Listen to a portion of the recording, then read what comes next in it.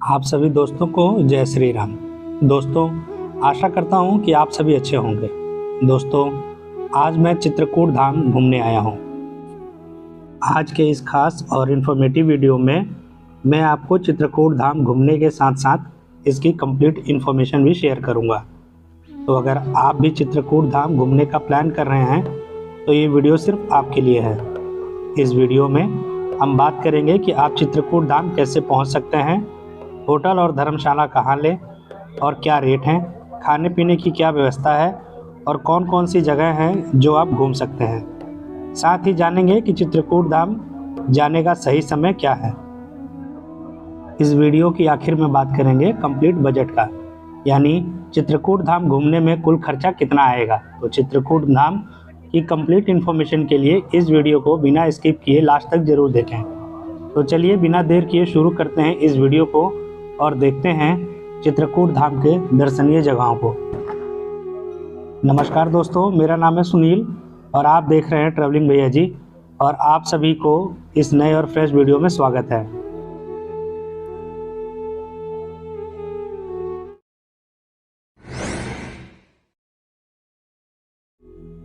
दोस्तों, चित्रकूट धाम हिंदू के पवित्र धार्मिक स्थलों में से एक है।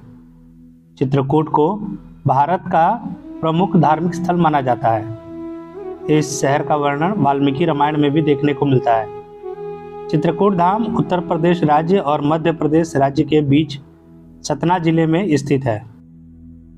पौराणिक कथाओं के अनुसार भगवान राम 14 वर्ष के वनवास के समय 11 वर्ष चित्रकूट स्थान पर अपने भाई लक्ष्मण और पत्नी सीता माता के साथ गुजारा था।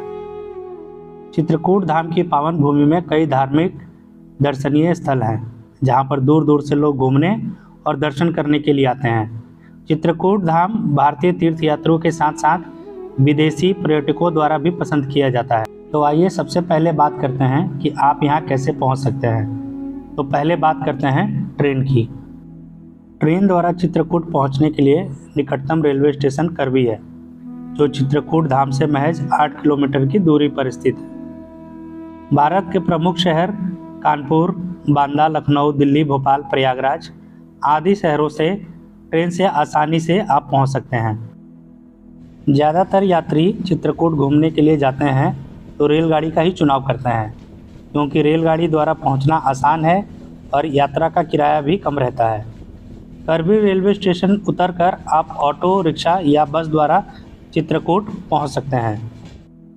बात करें बस की, तो चित्रकूट अच्छी तरह से सड़क मार्ग द्वारा इलाहाबाद, लखनऊ, झांसी, कानपुर, सतना और भारत के प्रमुख शहरों से अच्छी तरह से जुड़ा हुआ है। आप चाहें तो सार्वजनिक वाहन से भी आ सकते हैं या फिर निजी वाहन से। बात करें हवाई यात्रा की, तो चित्रकूट जाने के लिए हवाई मार्ग सबसे जल्दी पहुंचने वाला माध्यम है। चित्रकूट में 10 मार्च 2024 को ही नए हवाई अड्डे का लोकार्पण हुआ है। इस हवाई अड्डे का नाम देवांगना हवाई अड्डा रखा गया है। देवांगना हवाई अड्डे से अभी लखनऊ के लिए साप्ताहिक उड़ानें संचालित की जाती हैं। इसके अलावा चित्रकूट जिले से सबसे निकटतम एयरपोर्ट प्रयागराज हवाई अड्डा है, जो कि चित्रकूट से 135 किलोमीटर की दूरी पर है। अगर आप दूसरे देश से आ रहे हैं तो यह विदेशी पर्यटकों के लिए आसान रहेगा। प्रयागराज पहुंचकर चित्रकूट सड़क मार्ग से जा सकते हैं। तो ये तो हुआ कि आप चित्रकूट कैसे पहुंच सकते हैं। अब बात करते हैं कि वहां पहुंचने के बाद रुकने की क्या व्यवस्था है।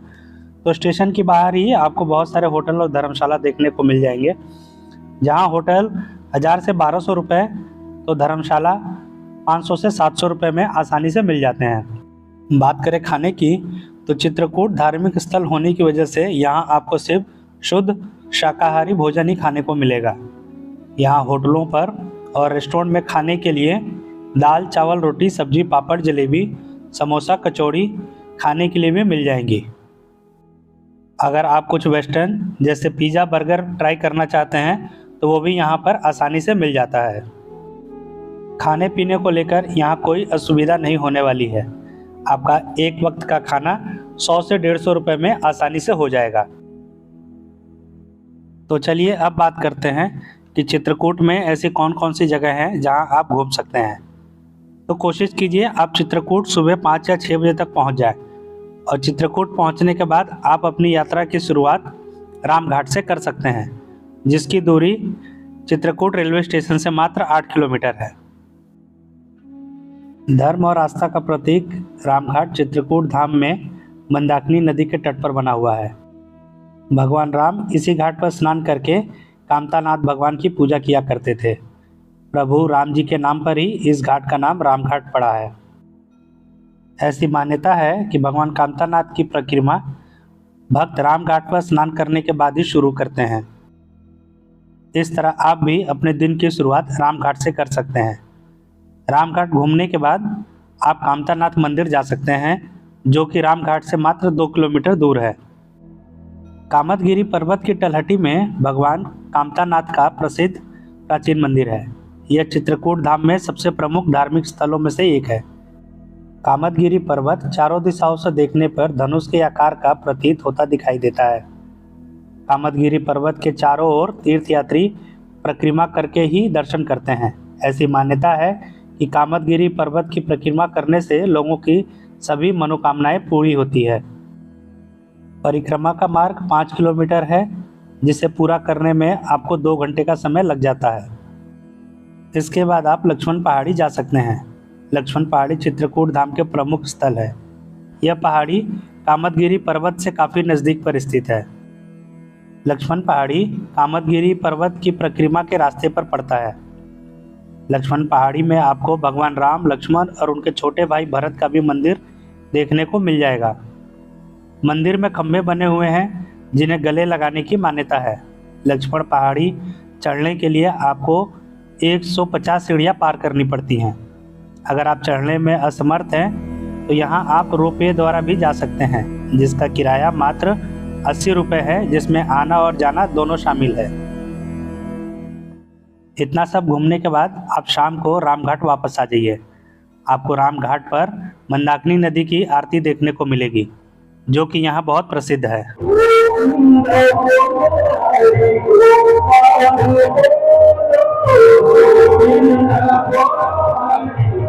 इस तरह आरती देखने के साथ आप अपने दिन का अंत कर सकते हैं।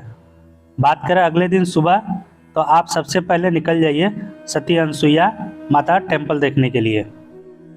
सती अनुसुईया मंदिर चित्रकूट से लगभग 16 किलोमीटर की दूरी पर घने जंगलों में स्थित है।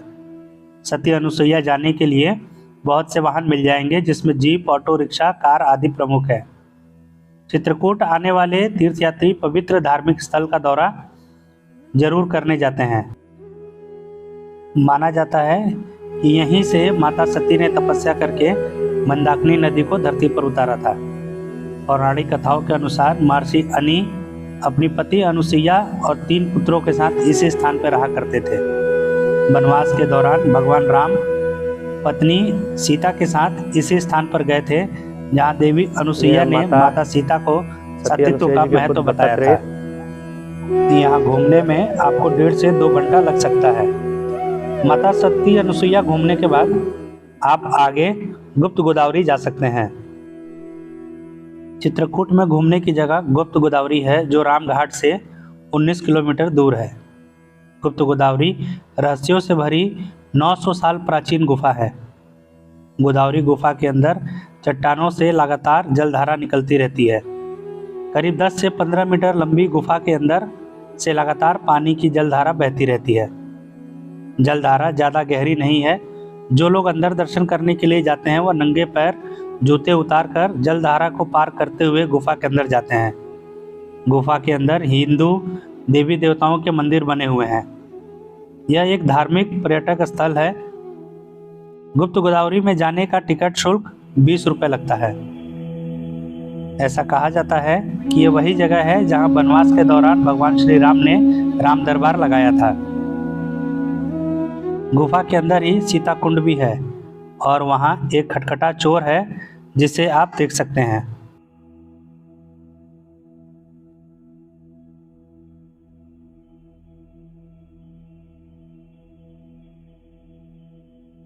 गुप्त गोदावरी में आपको 2 गुफाएं देखने को मिलती हैं। एक गुफा जिसमें राम दरबार लगा था, वो एकदम सूखा रहता है, उसमें आप पैदल घूम सकते हैं, जबकि दूसरे में निरंतर जलधारा बहती रहती है।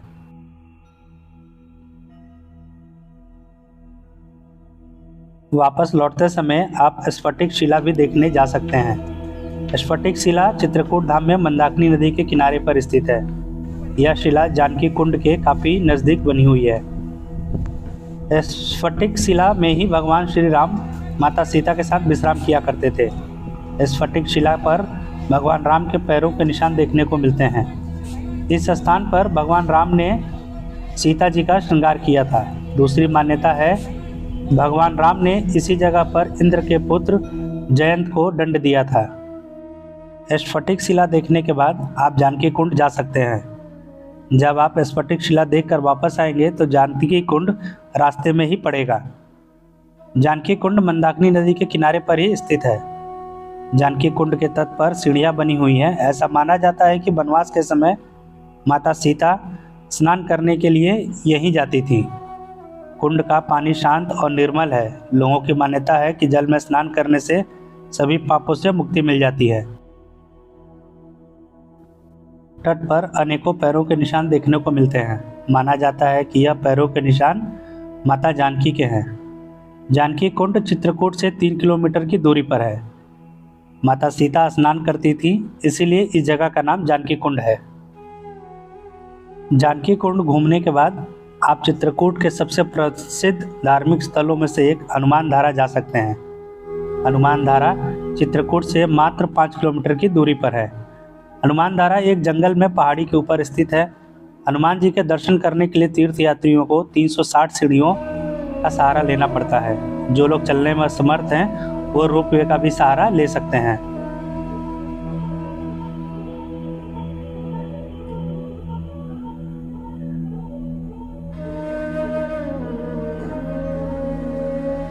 हनुमान धारा की पहाड़ी के ऊपर ही सीता रसोई बनी हुई है, जहां आप माता सीता भोजन बनाया करती थी। रसोई में खाना बनाने की प्राचीन वस्तुएं जैसे बेलना, चिमटा, चूल्हा आदि देखने को मिल जाएंगे। ये तो थी चित्रकूट घूमने के दर्शनीय स्थलों की जानकारी। अगर आपके पास एक दिन का एक्स्ट्रा समय है तो आप भरतकूप भी देखने जा सकते हैं। भरतकूप चित्रकूट से लगभग 50 किलोमीटर की दूरी पर है। यह भरत गांव में एक कुआं है। इस जगह का नाम भरतकूप भगवान राम के भाई भरत के नाम पर पड़ा है। इसके अलावा भरत मिलाप मंदिर भी देख सकते हैं। यहाँ से करीब 120 किलोमीटर दूर मैहर है, वहाँ भी आपके पास समय हो तो जा सकते हैं। बात करें कब जाना चाहिए, यानी चित्रकूट घूमने का सही समय क्या होता है, तो आप गर्मी का दिन छोड़कर आप यहाँ कभी भी जा सकते हैं। बरसात के मौसम में यहाँ की हरियाली देखने लायक होती है, जबकि ठंडी में आपको घूमने में बहुत आसानी होगी। अब बात करें कुल खर्चे की, तो एक रात रुकने का खर्चा 1000 से 1200 रुपये में हो जाता है, जबकि एक रात और 2 दिन का खाना आपका 1000 रुपये में हो जाएगा। जैसे 150 रुपये एक वक्त का खाना, तो 450 रुपये एक दिन और 450 रुपये एक दिन, यानी 900 से 1000 रुपये में आपका खाना हो जाता है। बात करें घूमने की, तो 2 दिन का खर्च आपको 800 रुपये में हो जाएगा, जिसमें ऑटो वाले 400 रुपये लेते हैं और 4 से 5 जगह एक दिन में घुमा देते हैं। बाकी दूसरे दिन भी आप इतना ही चार्ज देकर बाकी की जगह घूम सकते हैं। किराया थोड़ा ऊपर नीचे हो सकता है। मेरा खर्चा 800 रुपये आया था, तो आप 1000 रुपये मानकर चलिए। इस कुल खर्च में आपके रोपवे के चार्जेस शामिल नहीं है और आपका आने जाने का किराया भी शामिल नहीं किया गया है।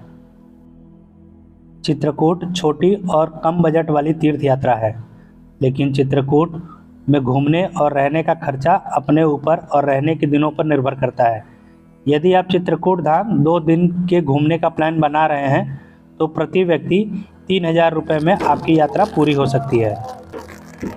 दोस्तों, तो इस वीडियो में बस इतना ही। यह इन्फॉर्मेटिव वीडियो आपको कैसी लगी आप कमेंट सेक्शन में ज़रूर बताइएगा, और अगर आप चैनल पर पहली बार आए हैं तो चैनल को सब्सक्राइब ज़रूर कीजिएगा। वीडियो अच्छी लगी हो तो लाइक शेयर कीजिए और अपने दोस्त या फैमिली मेम्बर के साथ ज़रूर शेयर कीजिएगा। मिलते हैं किसी और इन्फॉर्मेटिव वीडियो में, तब तक के लिए हर हर गंगे हर हर महादेव।